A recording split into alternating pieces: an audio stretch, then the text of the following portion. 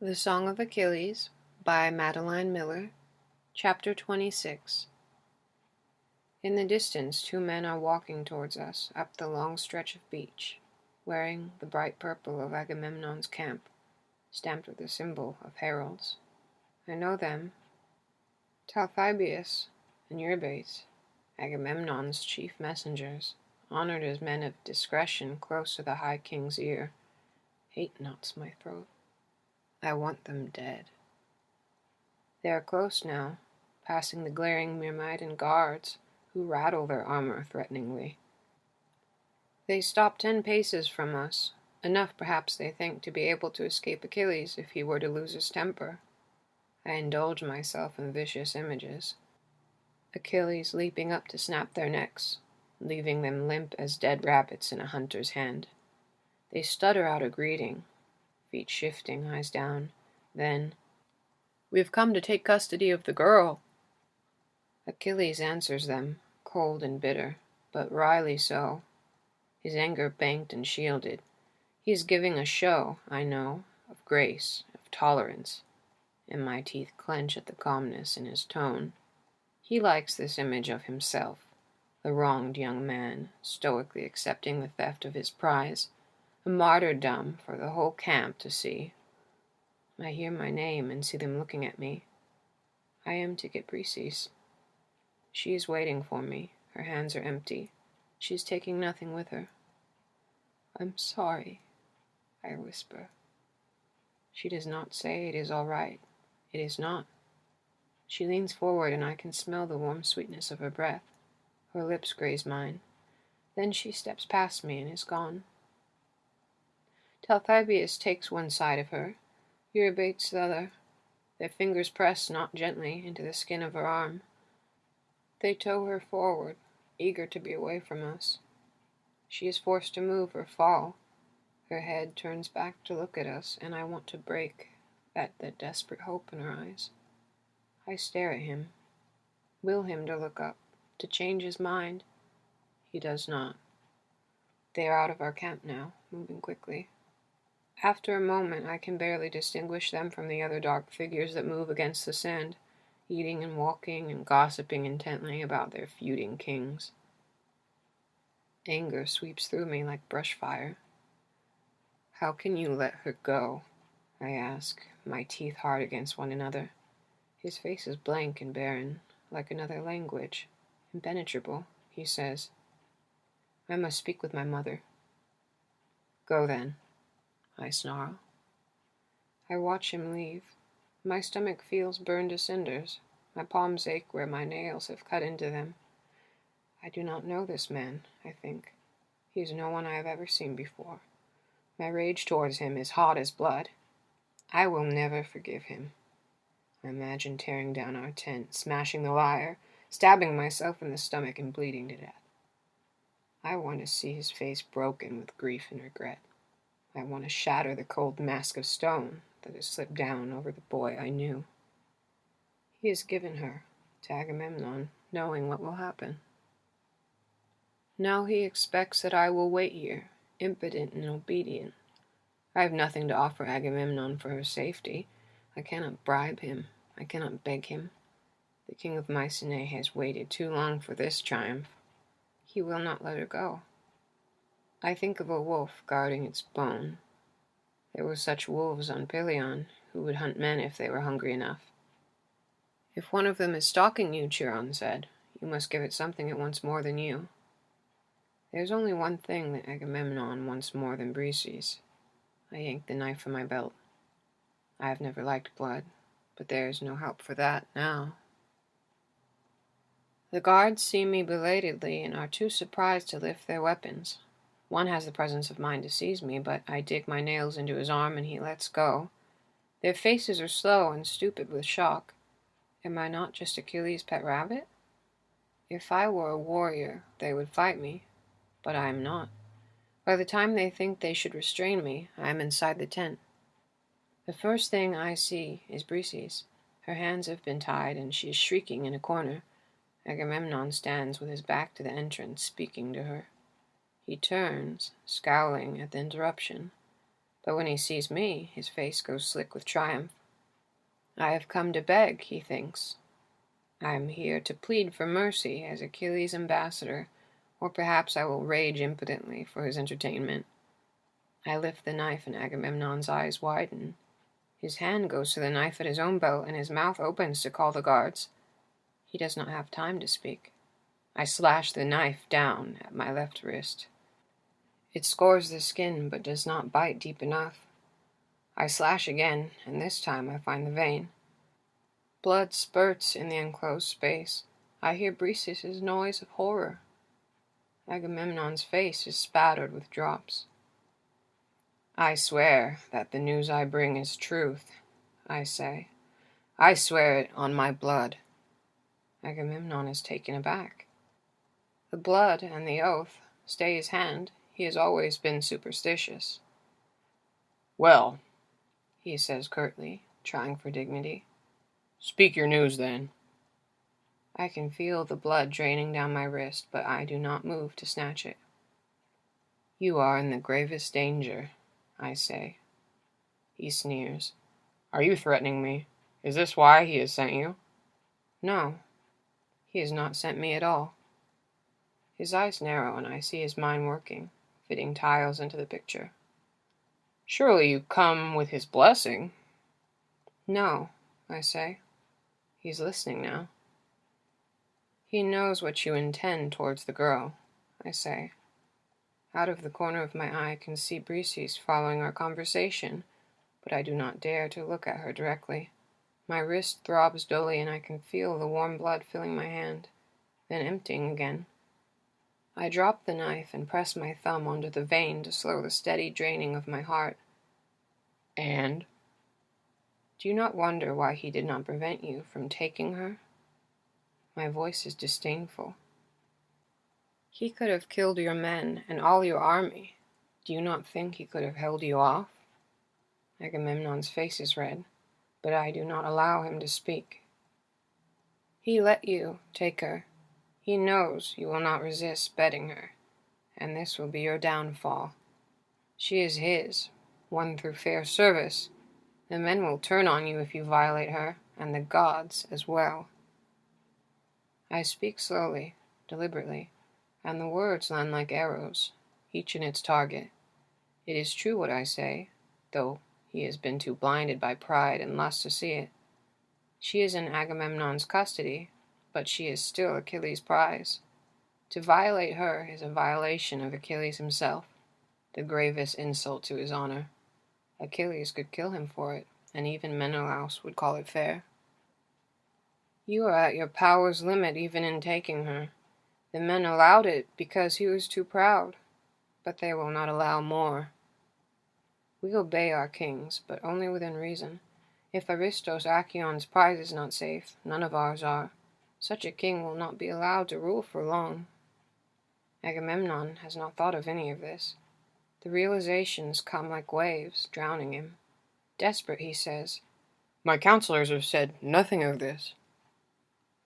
Perhaps they do not know what you intend, or perhaps it'll serve their own purposes. I pause to let him consider this. Who will rule if you fall? He knows the answer. Odysseus and Diomedes together, with Menelaus as figurehead. He begins to understand at last the size of the gift I have brought him. He has not come so far by being a fool. You betray him by warning me. It is true. Achilles has given Agamemnon a sword to fall upon, and I have stayed his hand. The words are thick and bitter. I do. Why? He asks. Because he is wrong, I say. My throat feels raw and broken, as though I have drunk sand and salt. Agamemnon considers me. I am known for my honesty, for my kind-heartedness. There is no reason to disbelieve me. He smiles. You have done well, he says. You show yourself loyal to your true master. He pauses, savoring this, storing it up. Does he know what you've done? Not yet, I say. Ah. His eyes half close, imagining it. I watch the bolt of his triumph sliding home. He is a connoisseur of pain. There is nothing that could cause Achilles greater anguish than this, being betrayed to his worst enemy by the man he holds closest to his heart. If he will come kneel for pardon, I swear I will release her. It is only his own pride that keeps his honor from him, not I. Tell him. I do not answer. I stand and walk to Briseis. I cut the rope that binds her. Her eyes are full. She knows what this has cost me. Your wrist, she whispers. I cannot answer her. My head is a confusion of triumph and despair. The sand of the tent is red with my blood. Treat her well, I say. I turn and leave. She will be all right now, I tell myself. He is feasting fat on the gift I have given him. I tear a strip from my own tunic to bind my wrist. I am dizzy, though I do not know if it is from loss of blood or what I have done. Slowly, I begin the long walk back up the beach. He is standing outside the tent when I return. His tunic is damp from where he knelt in the sea. His face is wrapped close, but there is a weariness to its edges, like fraying cloth. It matches mine. Where have you been? In the camp. I am not ready yet to tell him. How is your mother? She is well. You're bleeding. The bandages soak through. I know, I say. Let me look at it. I follow him obediently into the tent. He takes my arm and unwraps the cloth. He brings water to rinse the wound clean and packs it with crushed yarrow and honey. A knife? He asks. Yes. We know the storm is coming. We are waiting as long as we can. He binds the wound with clean bandages. He brings me watered wine and food as well. I can tell by his face that I look ill and pale. Will you tell me who hurt you? I imagine saying, you. But that is nothing more childish. I did it to myself. Why? For an oath. There is no waiting any longer. I look at him, full in the face. I went to Agamemnon. I told him of your plan. My plan?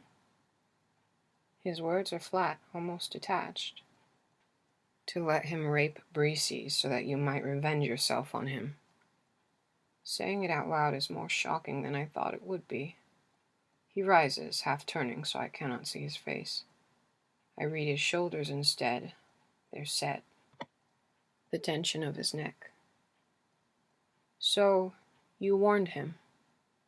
I did. You know, if he had done it, I could have killed him. That same flat tone. Or exiled him, forced him from the throne. The men would have honored me like a god. I know, I say. There's a silence, a dangerous one. I keep waiting for him to turn on me, to scream or strike out. And he does turn, to face me at last. For safety, for my honor. Are you happy with your trade? There is no honor in betraying your friends. It is strange, he says, that you would speak against betrayal. There is more pain in those words almost than I can bear. I force myself to think of Briseis. It was the only way. You chose her, he says, over me. Over your pride. The word I use is hubris, our word for arrogance that scrapes the stars, for violence and towering rage as ugly as the gods. His fists tighten. Now, perhaps, the attack will come. My life is my reputation, he says. His breath sounded ragged. It is all I have. I will not live much longer. Memory is all I can hope for. He swallows thickly. You know this. And would you let Agamemnon destroy it? Would you help him take it from me? I would not, I say, but I would have the memory be worthy of the man. I would have you be yourself, not some tyrant remembered for his cruelty. There are other ways to make Agamemnon pay. We will do it. I will help you, I swear, but not like this. No fame is worth what you did today." He turns away again and is silent. I stare at his unspeaking back. I memorize each fold in his tunic, each bit of drying salt and sand stuck to his skin. When he speaks at last, his voice is weary and defeated. He doesn't know how to be angry with me either. We are like damp wood that won't light. "It is done then? She is safe?" "She must be. You would not have come back otherwise." "Yes, she is safe." A tired breath. "You are a better man than I." The beginning of hope. We have given each other wounds, but they are not mortal. Briseis will not be harmed, and Achilles will remember himself, and my wrist will heal. There will be a moment after this, and another after that. "No," I say. I stand and walk to him. I put my hand to the warmth of his skin. "It is not true. You left yourself today, and now you are returned." His shoulders rise and fall on a long breath. "Do not say that," he says, "until you have heard the rest of what I have done." Chapter 27. There are 3 small stones on the rugs of our tent, kicked in by our feet or crept in on their own. I pick them up. They are something to hold on to. His weariness has faded as he speaks. I will fight him for no longer. At every turn he seeks to rob me of my rightful glory, to cast me into shadow and doubt. He cannot bear another man to be honored over him. But you will learn. I will show him the worth of his army without Aristosation. I do not speak. I can see the temper rising in him. It is like watching a storm come when there is no shelter. The Greeks will fall without me to defend them. He will be forced to beg or die. I remember how he looked when he went to see his mother. Wild, fevered, hard as granite. I imagine him kneeling before her, weeping with rage, beating his fist on the jagged sea rocks. "They have insulted him," he says to her. "They have dishonored him. They have ruined his immortal reputation." She listens, her fingers pulling absently on her long white throat, supple as a seal, and begins to nod. She has an idea, a god's idea, full of vengeance and wrath. She tells him, and his weeping stops. "He will do it?" Achilles asks in wonder. He means Zeus, king of the gods, whose head is wreathed in clouds, whose hands can hold the thunderbolt itself.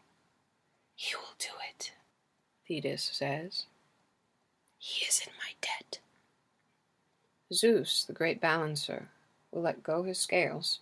He will make the Greeks lose and lose and lose until they are crushed against the sea, anchors and ropes tangling their feet, masts and prows splintering on their backs, and then they will see who they must beg for. Thetis leans forward and kisses her son, a bright starfish of red high on his cheek. Then she turns and is gone, slipped into the water like a stone, sinking to the bottom. I let the pebbles tumble to the ground from my fingers, where they lie, haphazard or purposeful, an augury or an accident. If Chiron were here, he could read them, tell us our fortunes. But he is not here. What if he will not beg? I ask. Then he will die. They will all die. I will not fight until he does. His chin juts up, bracing for reproach. I am worn out. My arm hurts where I cut it, and my skin feels coated with unwholesome sweat. I do not answer. Did you hear what I said? I heard, I say. Greeks will die. Chiron had said once that nations were the most foolish of mortal inventions. No man is worth more than another, wherever he is from. But what if he is your friend? Achilles asked him, feet kicked up on the wall of the rose quartz cave. Or your brother? Should you treat him the same as a stranger? You ask a question that philosophers argue over, Chiron had said. He is worth more to you, perhaps, but the stranger is someone else's friend and brother. So which life is more important? We had been silent. We were 14, and these things were too hard for us. Now that we were 27, they still feel too hard. He is half of my soul, as the poets say. He will be dead soon, and his honor is all that will remain. It is his child, his dearest self. Should I reproach him for it? I have saved Briseis. I cannot save them all. I know now how I would answer Chiron. I would say, there is no answer. Whichever you choose, you are wrong. Later that evening, I go back to Agamemnon's camp. As I walk, I feel the eyes on me, curious and pitying. They look behind me to see if Achilles is following. He is not. When I told him where I was going, it seemed to cast him back into the shadows. Tell her I'm sorry, he said, his eyes down. I did not answer. Is he sorry because he has a better vengeance now? One that will strike down not just Agamemnon, but his whole ungrateful army? I do not let myself dwell on this thought. He is sorry. It is enough. Come in, she says, her voice strange. She is wearing a gold-threaded dress and a necklace of lapis lazuli. On her wrists are bracelets of engraved silver. She clinks when she stands as though she's wearing armor. She's embarrassed, I can see that. But we do not have time to speak because Agamemnon himself is bulging through the narrow slit behind me. Do you see how well I keep her? He says. The whole camp will see in what esteem I hold Achilles. He only has to apologize, and I will heap the honors on him that he deserves. Truly, it is unfortunate that one so young has so much pride. The smug look on his face makes me angry. But what did I expect? I have done this. Her safety for his honor. This is a credit to you, mighty king, I say. Tell Achilles, Agamemnon continues. Tell him how well I treat her. You may come any time you like to see her. He offers an unpleasant smile, then stands watching us. He has no intention of leaving. I turn to Briseis. I have learned a few pieces of her language, and I use them now. You are all right, truly? I am, she replies in the sharp sing-song of Anatolian. How long will it be? I don't know, I say, and I don't. How much heat does it take for iron to grow soft to bend? I lean forward and gently kiss her cheek. I will be back again soon, I say in Greek. She nods. Agamemnon eyes me as I leave. I hear him say, What did he say to you?